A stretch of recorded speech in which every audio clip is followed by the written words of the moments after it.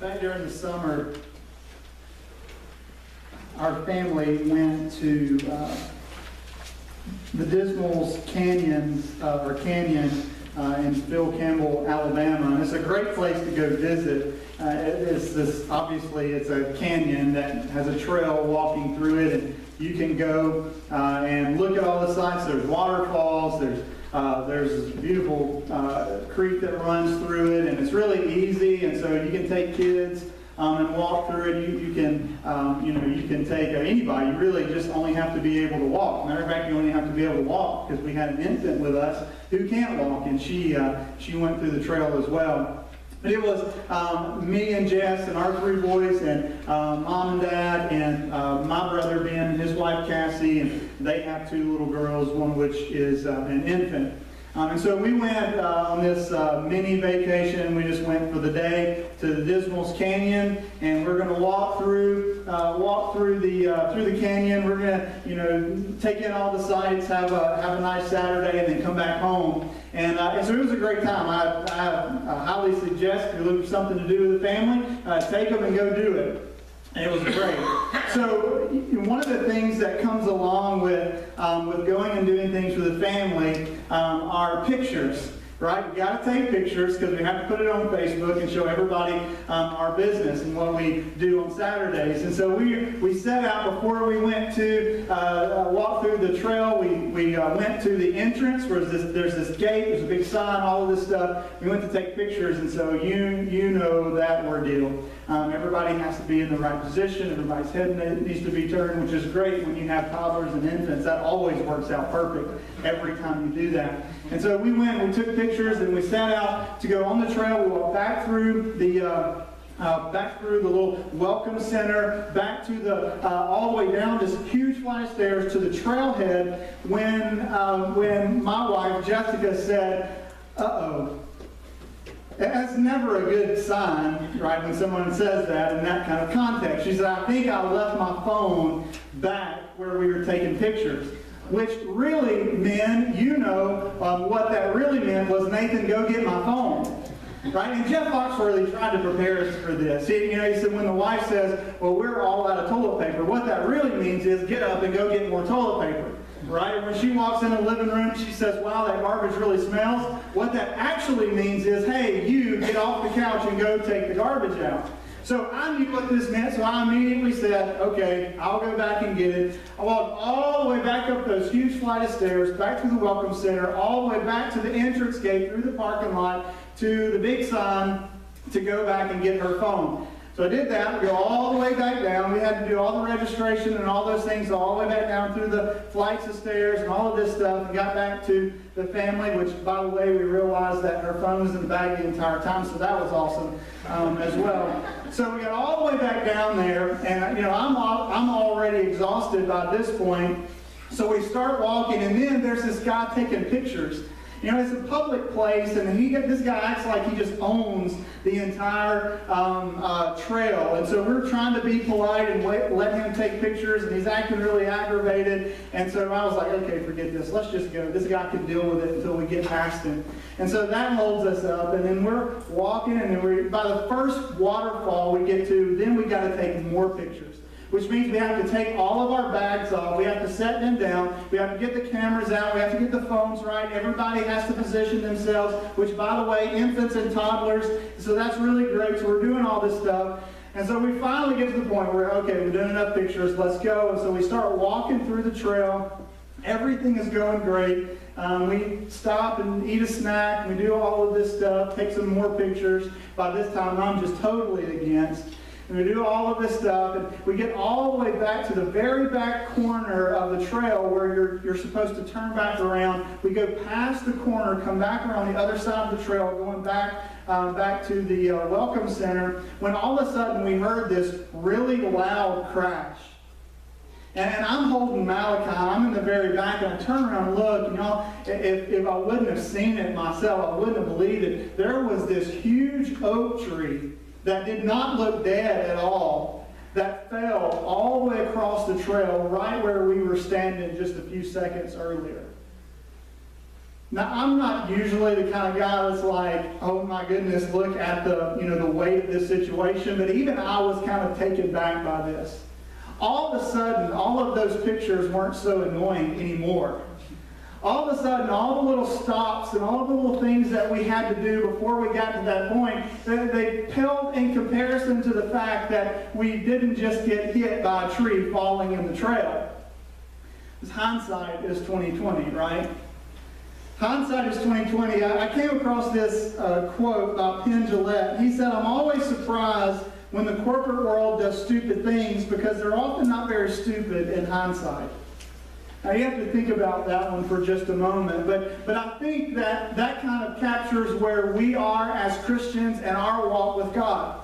Because we get into difficult circumstances and situations, and what is our natural bent? Our natural bent is we want to complain and we want to lament all of the difficult things about this season or circumstance that we're in. We want to tell God, look how terrible this is. Why are you not doing something? Why is it so difficult on me? We complain and lament to our friends and to our pastor and to all of these different things. We just want to get all of that stuff out. But then when we get through it, we get to the other side of it, then we look back on that difficult season and we're like, of course. That makes perfect sense now. We're looking at Genesis chapter 41 today. What I want to bring before you is what would it look like if when we're in those difficult seasons and circumstances, rather than complaining through the whole thing, rather than lamenting through the whole thing, what if we realize that God has a purpose and a plan for every circumstance, for every situation, and so rather than complaining, what if we were just obedient until God shows us what the purpose is? You see, I believe that if we realize that God has a purpose and a plan for every situation or season or circumstance of life, then it will accomplish for us a position in life. Now, from Genesis 41, I want to show you 4 positions that this mindset gives us. And the first one is this. The first position is you'll be in the place that you need to be in. You'll be in the place that you need to be in. In Genesis chapter 41, Joseph, if you'll remember, is in prison. He's in prison because Potiphar's wife just went crazy, and she falsely accused him of rape. He did not do this. We know from the text. Potiphar then puts him into prison. God gives him love and grace to get him through this season, get him through this circumstance. And so he's in prison. He helps out the cupbearer. He translates their dreams for them. And so the cupbearer is now back in his position that he had before he went into prison. Joseph is still in the prison. The only bad thing is the cupbearer forgot to mention who helped him out while he was in prison. And so that's where we are today. We read in Genesis chapter 41. After 2 whole years, Pharaoh's cows attractive and plump, and they fed in the reed grass. And behold, 7 other cows, ugly and thin, came up out of the Nile after them and stood by the other cows on the bank of the Nile. And the ugly, thin cows ate up the 7 attractive, plump cows, and Pharaoh awoke. And he fell asleep and dreamed a second time. And behold, 7 ears of grain, plump and good, were growing on one stalk. And behold, after them sprouted 7 ears thin and blighted by the east wind. And the thin ears swallowed up the 7 plump, full ears, and Pharaoh awoke, and behold, it was a dream. So in the morning his spirit was troubled, and he sent and called for all the magicians of Egypt and all its wise men. Pharaoh told them his dreams, but there were none who could interpret them to Pharaoh. Then the chief cupbearer said to Pharaoh, I remember my offenses today. When Pharaoh was angry with his servants and put me and the chief baker in custody in the house of the captain of the guard, we dreamed on the same night, he and I, each having a dream with its own interpretation. A young Hebrew was there with us, a servant of the captain of the guard. When we told him, he interpreted our dreams to us, giving an interpretation to each man according to his dreams. And as he interpreted to us, so it came about. I was restored to my office, and the baker was hanged. Let's pray. Father, as we come to your word this morning, we approach it humbly, Lord, knowing that it is the source of life. Lord, I pray today that you would give us eyes to see and ears to hear, and minds to comprehend and hearts to receive. Father, as we approach your word, as we approach, Lord, what it looks like to know that you have a purpose and a plan for every season, for every circumstance of life, I pray, Lord, that you would transform our hearts by the renewing of our minds through your holy word. In Jesus' name, amen. So the first position that we see is that having this mindset, realizing that God has a purpose and a plan for every season of life, will put us in the place that we need to be in. Have you ever played the if-only game? I'm fairly certain that you probably have. Here is the if-only game. The if-only game is where we look back, we take a step back from our life and we say this: if only I had fill in the blank. Or if only I were fill in the blank. If only I had more money. If only I had more stuff. If only I had a better house. If only I had a better husband or a better wife. Or if only my husband did this. Or if only my wife did this. If I had a better job. If I had a better education. If I had better circumstances. Whatever the case. If only fill in the blank. We have the tendency to play this game when we get into difficult seasons. Because we think that if our situation changed, if our circumstance changed, then maybe we would be able to do the things that we want to do, be the people that we want to be. Joseph didn't do this. You know what the remarkable thing about where he is? He was sold into slavery by his brothers when he was 17. That means throughout all of this time, and we learn from chapter 41, verse 1, after 2 whole years, all of this happens, that Joseph has spent 13 years either as a slave or a prisoner. You want to talk about a long season of difficulties. 13 years is a long time. And that's how long Joseph is either a slave or a prisoner, neither of which he deserved to be. But what he didn't do was he didn't spend that time playing the if-only game. Rather, what we see him doing is being obedient and being the kind of person that God wanted him to be, so at the right moment, he could do the kind of things that God wanted him to do.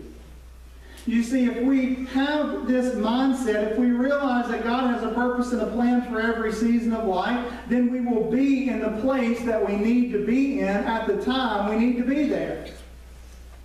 The cupbearer forgot to mention Joseph at that time, but here we are in the right time. We have a tendency to play that if-only game. In Matthew chapter 14, Jesus and the disciples were out, and there was this really large crowd that came up around him wanting to listen to what the teacher had to say. They had been out there all day teaching, and been out there all day ministering, and it was getting late in the day, and the disciples came up to Jesus and said, Jesus, you need to send all these people away so they can go buy something to eat. And Jesus responds, well, you're here, why don't you feed them? Now this is the point where the disciples begin to play the if-only game. Well, if only we had enough money, then we could feed them. Or if only we were closer to town, then maybe we could get together and get some people to donate some food, then we could feed them. They're playing the if-only game. Jesus simply responds by telling them what to do. He says, you guys go get 12 baskets, and I'll take care of the rest. And Jesus feeds 5,000 plus people. 5,000 men plus their families. You see, the disciples were only looking at their own abilities rather than who was standing in front of them. If only we had more money, if only we were closer to town. But Jesus says, you got me here. And that trumps everything. You see, we don't need a new situation. We just need to be obedient in the situation that we're in. And having this mindset, realizing that God has a purpose and a plan for every situation or circumstance in life, puts us in the place that we need to be in. Peter, in 1 Peter chapter 5, he calls the attention of some pastors and church leaders, and then he explains to them the importance of being humble. He explains to them the importance of loving the church, the way Christ loved the church. But at the very end of that, in verse 10, he says this, And after you have suffered a little while, the God of all grace, who has called you to his eternal glory in Christ, will himself restore, confirm, strengthen, and establish you. So he tells these pastors and these church leaders, guys, you're going to have to go through some difficult seasons, but here it is. It's going to be worth it. Because in the end, God is going to do the restoration, the establishing, the confirmation, all of those things, establishing and strengthening. God will make it worth it in the end. And so what I want to give you today, the position that we need to be in, is the place that God puts us in when we realize that God has a purpose for every season, every circumstance in life. And so rather than complaining or lamenting about the difficulty of that season, rather, let's take the advice of Joseph, the example Joseph leaves us, and be obedient in the situation that we're in. And so that's the first position. The first position is that we'll be in the place that we're in. The second position is people will recognize a difference in you and desire it. People will recognize a difference in you and desire it. And so Joseph has been in the prison after 2 whole years, after the cupbearer and the baker had their dreams. And he's been there now, and then Pharaoh has this dream. The cupbearer comes to Pharaoh, and he says, there's this guy, there's this young Hebrew man that interpreted my dream for me, and just as he said it was, that's what happened. And so Pharaoh called, and he sent Joseph. He sent Joseph to come in, and he says this, I've had a dream. There's no one who can interpret it. I've heard it said, rather, of you, that when you hear a dream, you can interpret it. And so this was Joseph's answer. It's not in me. God will give Pharaoh a favorable answer. The first thing that we see from Joseph is Joseph gives credit where credit is due. So there's a difference in Joseph. Joseph could have used this opportunity to manipulate his way out of prison. He could have just listened to Pharaoh's dream and said, okay, Pharaoh, here's what it means, and to a place where it would have gotten him out of the prison that he didn't deserve to be in. But he didn't do that. He comes to Pharaoh, the most powerful man probably in the world at this time, and said, it's not in me. I'm just going to tell you whatever God tells me. He gives credit where credit is due.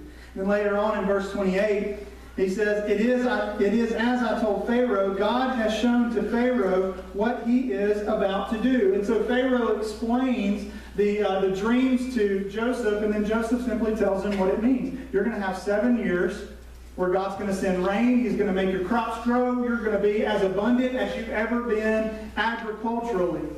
And then after that, there's going to be 7 years of famine. There's going to be no rain. Crops aren't going to grow. You need to prepare for this. And he says, because of the way God's given you these dreams, it means it's going to happen, absolutely. So Pharaoh begins to make some plans. We look on to verse 37 of chapter 41. This proposal, Genesis says, pleased Pharaoh and all his servants. So Joseph comes to him, he interprets the dream, says, this is what you need to do. You need to get a guy, you need a man who's going to prepare your country for this famine. So he's going to be able to store up all of his grain, so when the famine comes, you'll have enough to eat. Pharaoh liked this idea, and he said to his servants, can we find a man like this in whom is the Spirit of God? Can we find a man like this in whom is the Spirit of God? So here's where the story begins to turn a little bit. Pharaoh is a pagan king. He worships hundreds of false gods and idols. He does not know the Hebrew God that Joseph worships and obeys. Pharaoh may have heard some stories here and there. Verse 38, he says, can we find a man like this in whom is the Spirit of God? Another translation, the Spirit of the gods. This is what Pharaoh noticed.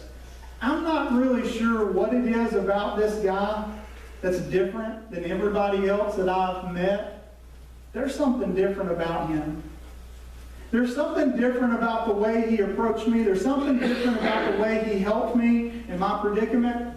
There's something different about him. He noticed that there was something working through Joseph that was unlike anything he had ever encountered before. Now, he didn't know what it was at the time, but he knew that it was different, and he knew whatever it was in Joseph that he needed it. And so this is where we come to. It comes to Joseph in verse 39, and Pharaoh said to Joseph, "Since God has shown you all this, there is none so discerning and wise as you are. You shall be over my house, and all my people shall order themselves as you command. Only as regards the throne will I be greater than you." Joseph gives God the credit. Pharaoh recognizes a clear difference in him. I think about this. I think about John chapter 13. In John chapter 13, Jesus is trying to prepare the disciples for what life is going to look like after he is crucified, after he's put into the grave and then resurrected and ascends into heaven. So he comes to the disciples and he says, "Okay, guys, here's the deal. You guys are used to being identified with me because people see you following me physically. But there's going to come a day when I'm not going to be here physically, and you're going to need to know how to live your life in such a way where you are continuing to be identified with me." And so he comes to them and says, "There's one thing. There's one thing that will be recognizable about your life that's different than the rest of the world, that's different than everybody else. There's one thing that's going to allow people to know that you are my followers." And this is what he says in John 13, verse 34 and 35. "A new commandment I give to you, that you love one another just as I have loved you. You also are to love one another. By this all people will know that you are my disciples, if you have love for one another." Jesus tells the disciples there's one thing that separates you from the rest of the world. There's one thing that identifies you with me, and it's the love that you have not only for me, but for one another and the world. See, Joseph lived so differently than all those other magicians that Pharaoh went to. He lived his life so differently, even as a prisoner, that Pharaoh took notice. He said, "There's certainly no man in this whole country that's as wise as you are. There's something different about you, Joseph, that I want and I need." And so he puts him in the second of command, just under himself, over the whole country. So when we live differently, when we realize that God has a purpose and a plan for every season of life, then people will recognize a difference in us and desire it. But the third position is this. The third position is that God will bless you. God will bless you. So Joseph is put into the second of command. He's pretty much the prime minister of Egypt, if we need to put that in our terms we understand. So he's the prime minister of Egypt, second in command. He's over this new plan to make sure that when the famine comes, that Egypt and everyone there has enough food to eat. Then we read this in verse 42. "Then Pharaoh took his signet ring from his hand and put it on Joseph's hand and clothed him in garments of fine linen and put a gold chain about his neck. And he made him ride in his second chariot, and he called out before him, bowed the knee. Thus he set him over all the land of Egypt." And so he establishes him in the authoritative position of second in command. Then he gives him a new name, Zephanath Paneah, which means the God who speaks, or the one who reveals secrets. Now we can't lose this. We can't lose this. If you'll remember back to Genesis chapter 37, do you remember how Joseph's brothers mocked him? Here comes the Lord of the dreams. Here comes the dreamer. Here comes the guy that thinks he's got it all together. And now in Genesis chapter 41, we see a new prime minister of Egypt who is qualified by the one who speaks the very words of God. You see, we can't be defined by whatever season or circumstance that we currently find ourselves in. We must be identified by the God who speaks. God will bless us. He's given a new name. And after that, he's given a wife. He's given a wife that only kind of speaks to his authority. And so Joseph, in verse 46, Joseph was 30 years old when he entered the service of Pharaoh, king of Egypt. And before the year of famine came, in verse 50, 2 sons were born to Joseph. Two sons were born to Joseph. The first son, the firstborn, he was called Manasseh. Now, Manasseh's name means to forget. And this is what Joseph says about in verse 51. For he said, God has made me forget all my hardship and all my father's house. Then he had a second son. He called this son Ephraim. Ephraim's name means doubly fruitful, or for God has made me fruitful in the land of my affliction. You see, when we realize that God has a purpose and a plan for every season of life, then God will bless us. God will bless us according to His purpose. So much so to the point where Joseph said, God has blessed me, I don't even remember my hardship anymore.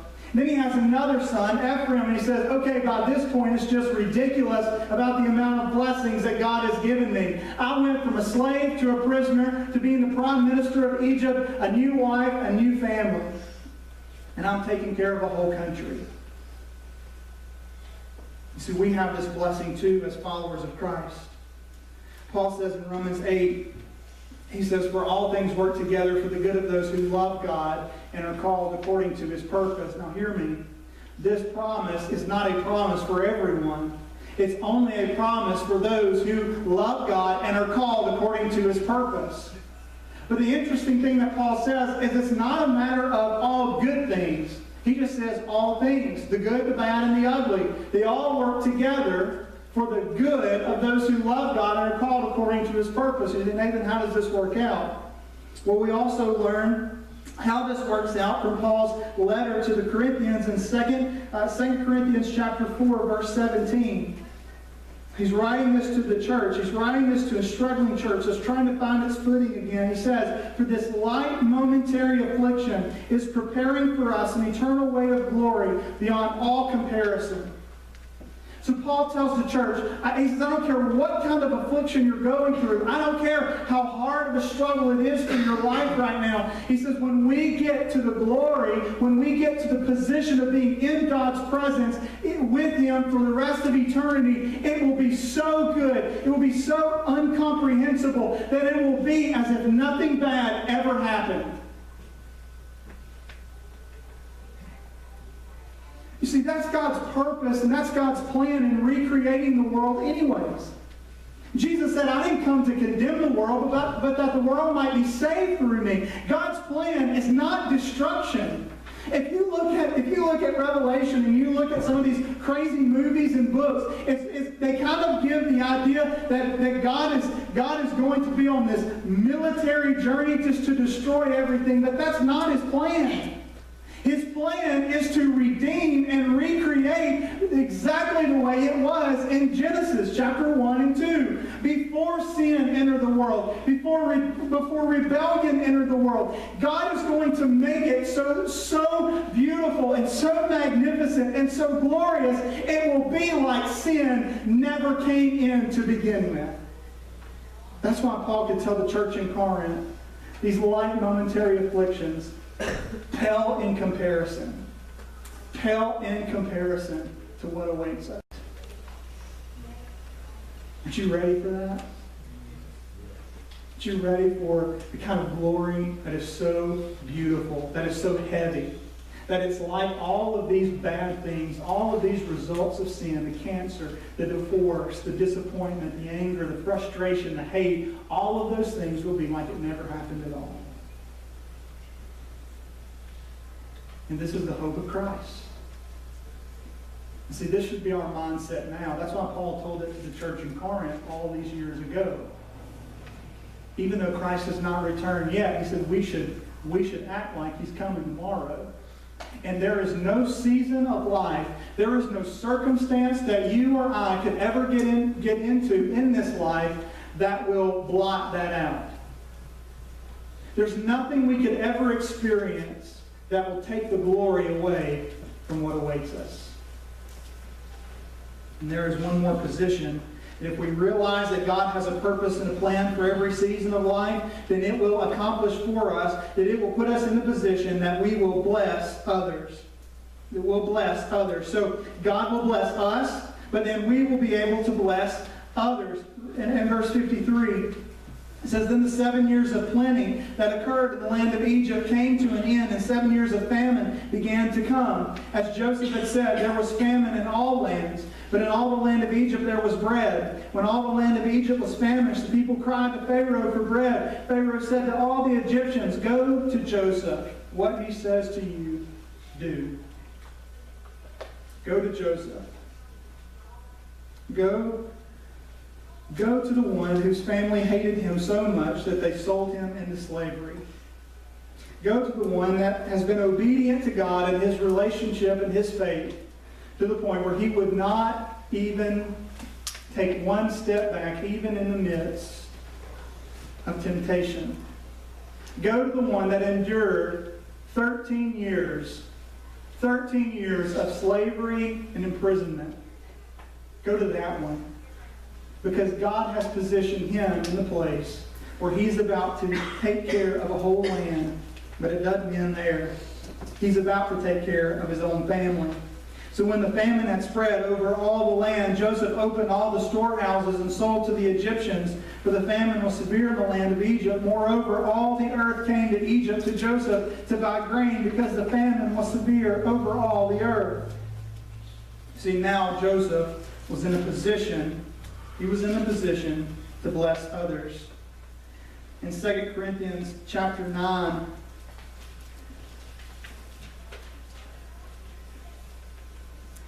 Paul is speaking to the church in Corinth about being a cheerful giver. He says the point is this: whoever sows sparingly will also reap sparingly, and whoever sows bountifully will also reap bountifully. Each one must give as he has decided in his heart, not reluctantly or under compulsion, for God loves a cheerful giver. And God is able to make all grace abound to you, so that having all sufficiency in all things at all times, you may abound in every good work. As it is written, He has distributed freely, He has given to the poor, His righteousness endures forever. He who supplies seed to the sower and bread for food will supply and multiply your seed for sowing and increase the harvest of your righteousness.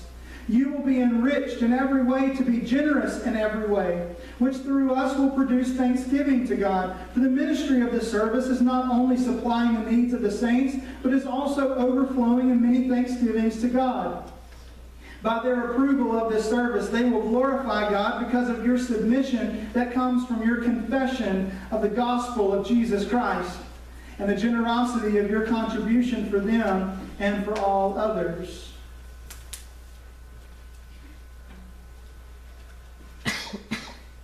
See, Paul ends that.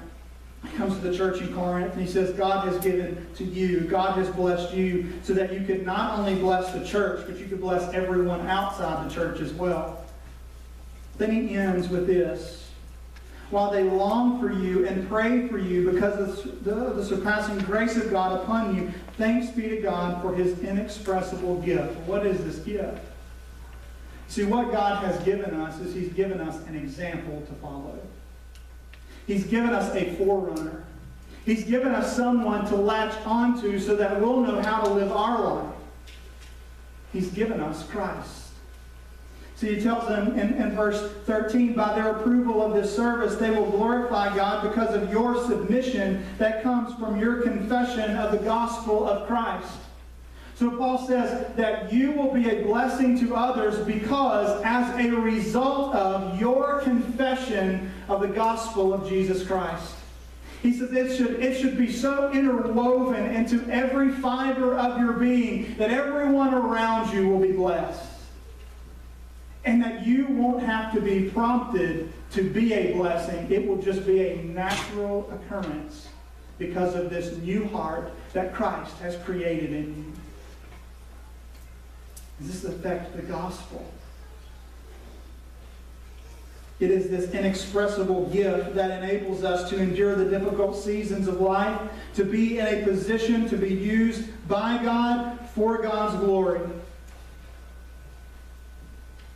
This inexpressible gift, this forerunner, this example, the Lord Jesus Christ. In Hebrews chapter 12, the preacher of Hebrews says this: Therefore, since we are surrounded by so great a cloud of witnesses, let us also lay aside every weight and sin which clings so closely, and let us run with endurance the race that is set before us, looking to Jesus, the founder and perfecter of our faith, who for the joy that was set before him endured the cross, despising the shame, and is seated at the right hand of the throne of God. Consider him who endured from sinners such hostility against himself, so that you may not grow weary or faint-hearted. In your struggle against sin, you have not yet resisted to the point of shedding your blood. So the preacher of Hebrews says, Christ has set the bar so high that there is no amount of obedience or sacrifice or blessings that you can give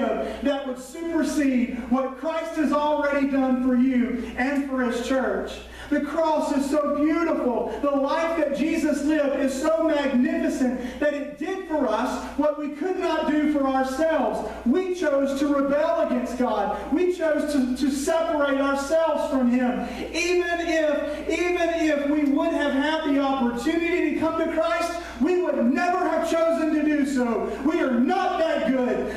God so loved the world that he sent his only Son, Jesus Christ, to men and women, boys and girls, who would never choose to follow him, who would never choose to love him. He loved the world so much that he came on a rescue mission for you and for me, because we weren't good enough to make the good decisions on our own. Christ came for us, this inexpressible gift that Paul says is the only hope that we have. And he says that the effects of that in someone's life will ultimately lead only to one response, a life of sacrifice to the glory of God and for the good of mankind. It's not a selfish gospel. If we find ourselves in that position and say, God, why are you doing this to me? Why are you letting this happen to me? He says, look to the cross. I've already gone before you. There's nothing that you can do that will supersede the shedding of my blood. You don't feel sorry for yourself. I've already done it, and if I can do it, then you'll let me do it through you. And he says, therefore, lift your drooping hands, strengthen your weak knees, and make straight paths for your feet, so that what is lame may not be put out of joint, but rather be healed. Strive for peace with everyone, and for holiness, without which no one will see the Lord. See to it that no one fails to attain the grace of God, that no root of bitterness springs up and causes trouble, and by it many become defiled. Therefore, let us be grateful for receiving a kingdom that cannot be shaken, and then let us offer to God acceptable worship with reverence and awe, for our God is a consuming fire. Paul says we have a kingdom that Christ has established through his blood, through his resurrection and his ascension to the throne room of God. It's a kingdom that cannot be shaken. It's a kingdom that can not only have mediocre effects in someone's life. Lift your drooping hands, strengthen your weak knees, and let us offer acceptable worship to God with reverence and awe, for our God is a consuming fire. Christ paved the way for us to persevere and overcome for the glory of God to the nations. And so if you and I will realize that God has a purpose and a plan for every season of life, and it will accomplish for us a position that will put us the place that we need to be in, to recognize, people will recognize a difference in us and desire it. God will bless us, and we will be a blessing to others for the glory of God and the good of mankind.